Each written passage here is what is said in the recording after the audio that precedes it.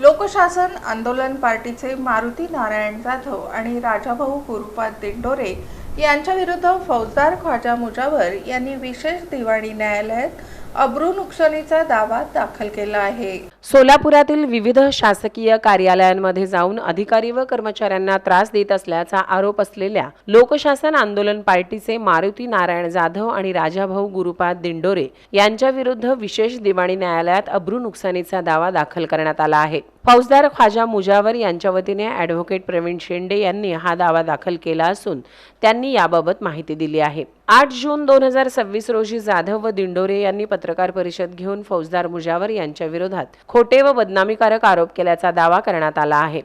तसेच 10 जून रोजी पूनम गेट येथे आंदोलनादरम्यान बॅनर व घोषणांच्या माध्यमातून मुजावर यांची प्रतिमा मलिन करण्याचा प्रयत्न केल्याचे फिर्यादीत नमूद करण्यात आले आहे। या प्रकरणी पूनम गेट येथील प्रश्नांसंदर्भात सदर बाजार पोलीस ठाण्यात गुन्हाही दाखल करण्यात आला आहे।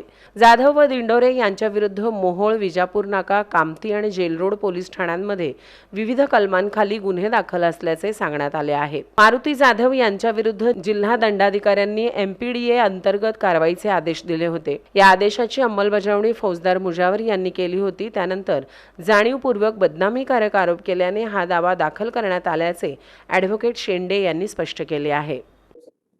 श्री मारुती नारायण जाधव राहणार citizen park, Vijapur road, RTO जवळ सोलापूर आणि श्री राजाभाऊ गुरुपाद दिंडोरे राहणार न्यू पाचापेठ, अशोक चौक, सोलापूर यांनी दिनांक 8/6/26 रोजी जाणीवपूर्वक आणि हेतुपुरस्सर लोकशासन आंदोलन पार्टी या पक्षाच्या लेटर हेडवरती प्रेस नोट तयार केली आणि त्याच्यामध्ये आमचे जे क्लायंट आहेत श्री मोहम्मद मुजावर यांच्या विरुद्ध खोटा बदनामीकारक मजकूर नमूद करून पत्रकार परिषद आणि मुलाखत देऊन त्यांची समाजामध्ये असलेली पद प्रतिष्ठा कमी व्हावी आणि त्यांची प्रतिमा मलिन व्हावी म्हणून वेगवेगळे खोटे आरोप केलेले आहेत।